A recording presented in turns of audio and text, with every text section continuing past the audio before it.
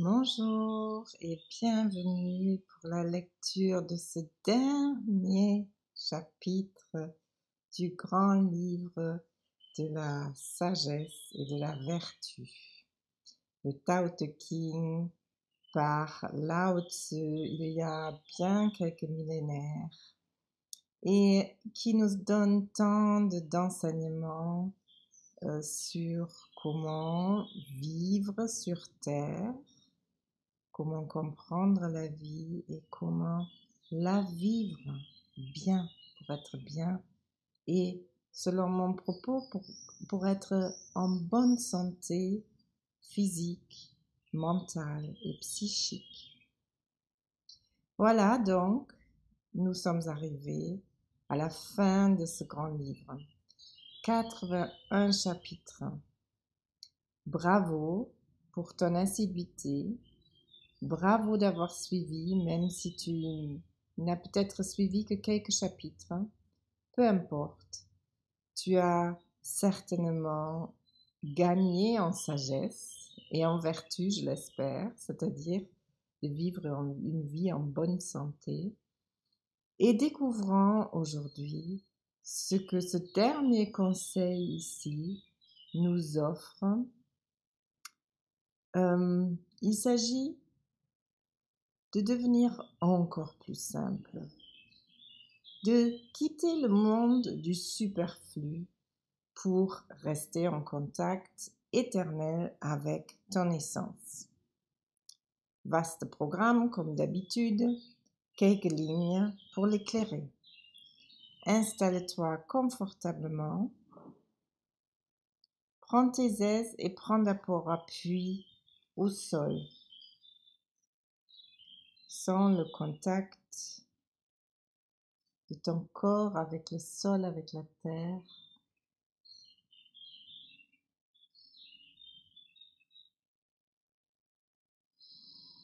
Inspire, expire.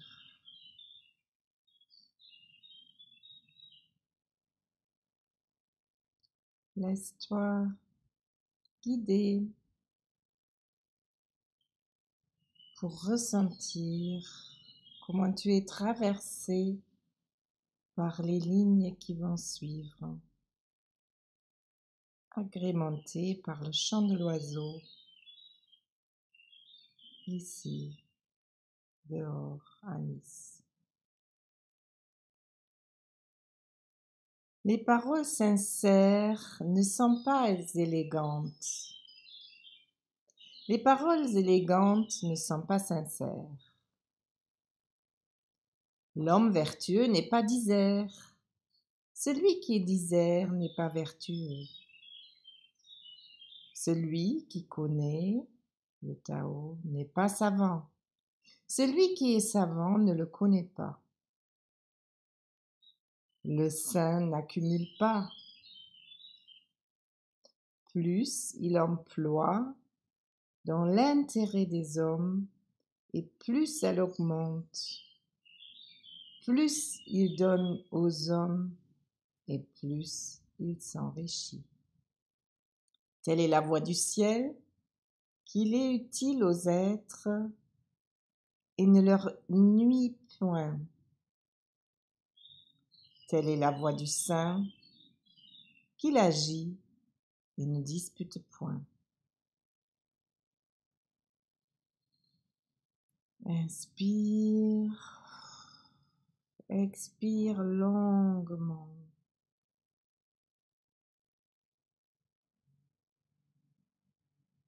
Prends conscience comment ces lignes t'habitent.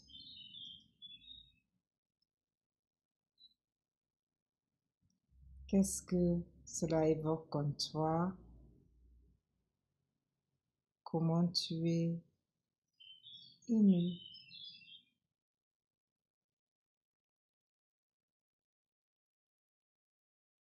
Puis note-le dans ton cœur, dans ton esprit, dans ton corps, sur ton cahier.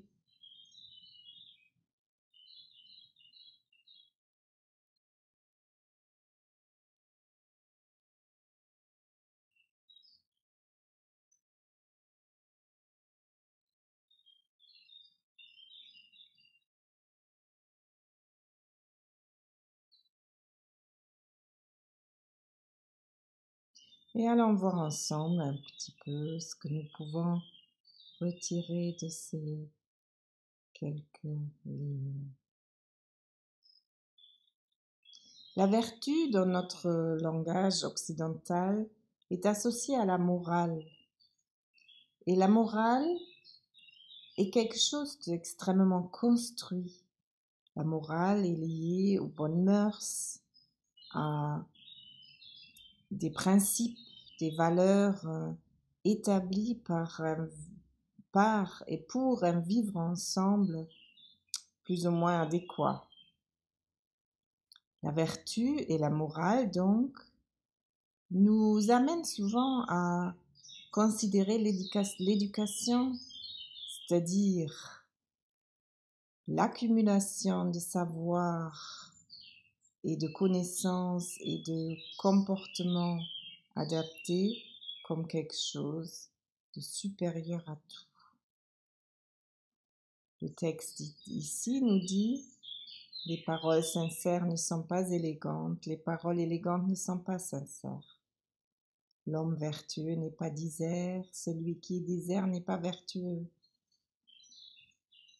La parole élégante, celle qui serait travaillée, qui serait sophistiquée, n'est pas associée à la vertu dans les Tao. Pourquoi est-ce ainsi? Pourquoi ce livre du Tao veut nous enseigner la vertu, mais nous interdit, si j'ose dire, évidemment il n'interdit rien du tout, mais nous propose de considérer que la sophistication s'éloigne de la sincérité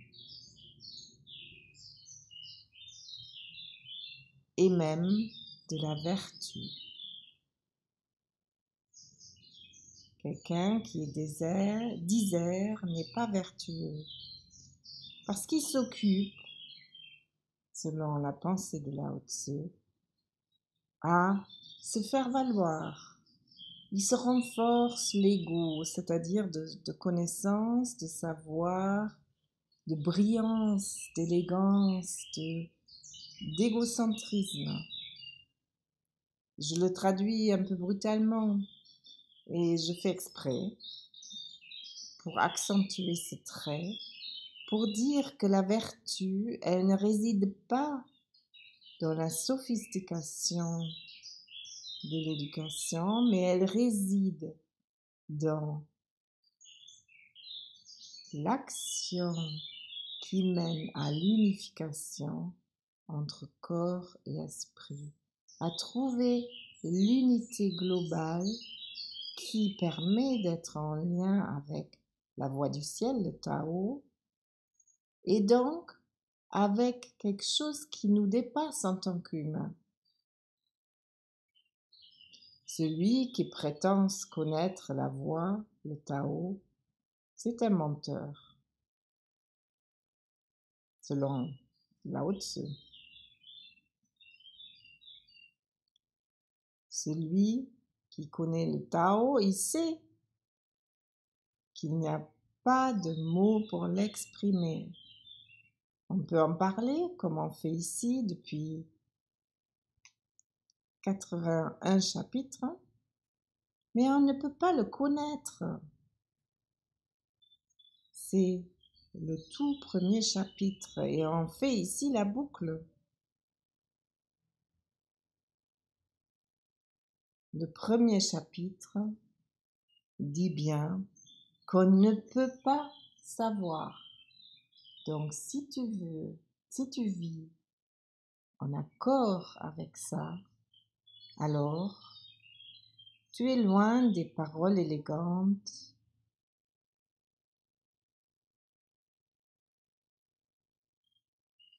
d'un savoir accumulé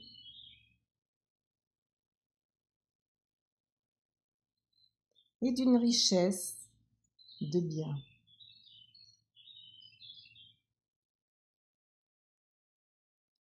Le premier verset dit: le Tao qu'on peut raconter n'est pas le Tao éternel.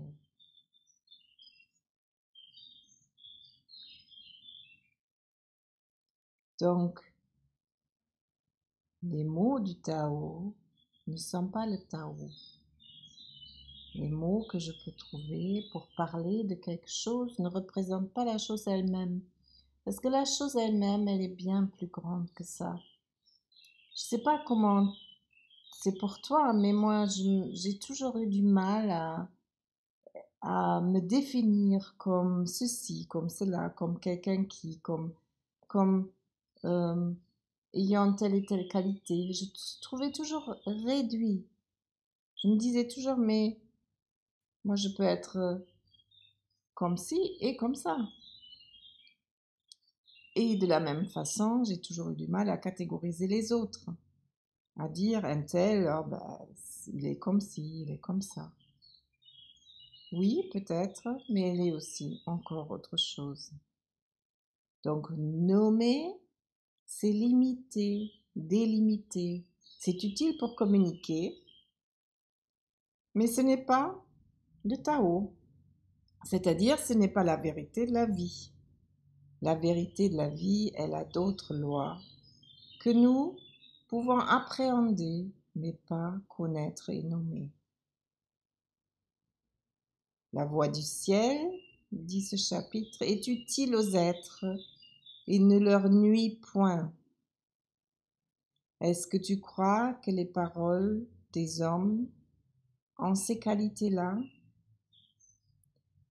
Combien de paroles sont abusées? Combien les mots sont utilisés pour nuire, pour manipuler, pour obtenir quelque chose des autres? Utile aux êtres? Ça dépend. Utile à un principe ou à une qualité ou à une qualité dans le sens à un désir, ben oui, ça souvent le mot est utilisé. Il n'est pas uniquement utile. La voix du saint, c'est l'action, c'est-à-dire pas l'action précipitée, mais l'action qui mène à la vérité.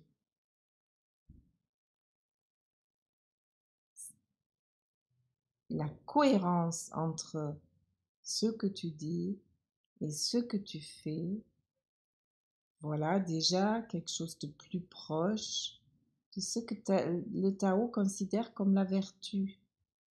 Cette cohérence que tu peux sentir et que tu peux mettre en œuvre pour montrer que oui, tu agis tel que tu le dis. Tu agis selon tes valeurs. C'est facile de parler de valeurs. C'est beaucoup plus difficile de les incarner. Et la vertu, selon le taoïsme, réside dans ce fait-là. Et si nous le regardons du point de vue de la santé psychique, mentale et physique, alors nous pouvons dire que la cohérence amène à plus de santé parce que il n'y a pas de perturbation entre qui me connecte, ce qui me relie au Tao, à la voix du ciel, à ce qui est plus grand que moi, et ce que je peux mettre en œuvre en tant que personne en chair et en os, ici et maintenant sur Terre. Et moins cet écart existe, plus je suis en bonne santé parce que je suis en accord. Et le désaccord, le conflit intérieur produit des émotions négatives qui, elles, vont produire des effets néfastes pour la santé.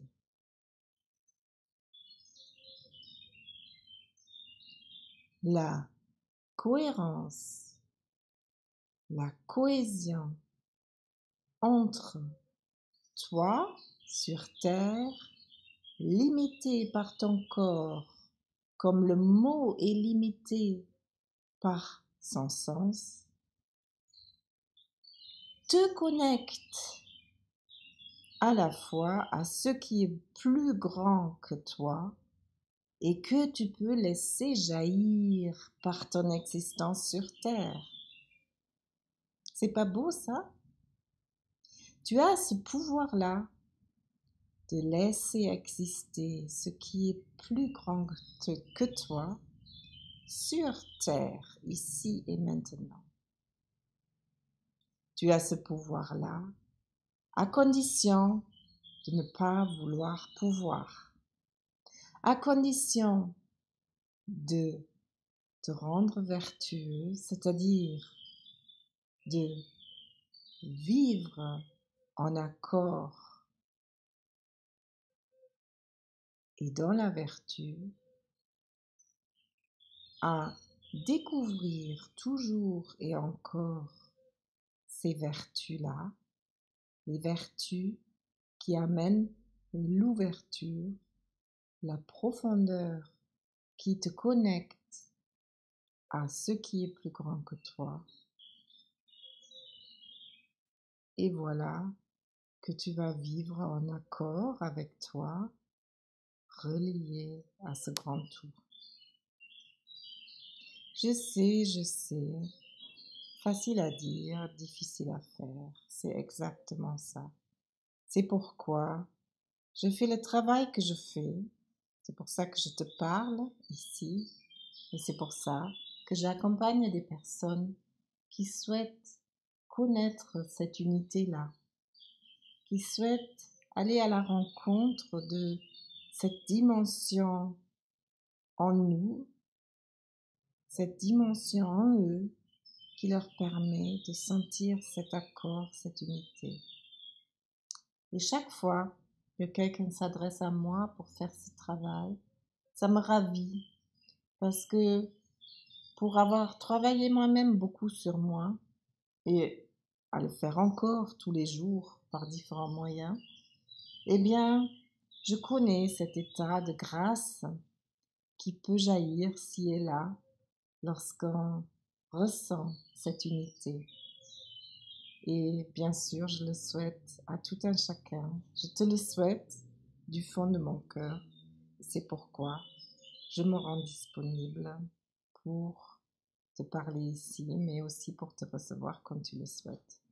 Donc, je te rappelle ici mon contact et je t'invite la semaine prochaine pour un petit épilogue concernant ce temps que nous avons passé ensemble. Et je te remercie pour ton attention. À la semaine prochaine. Bon week-end.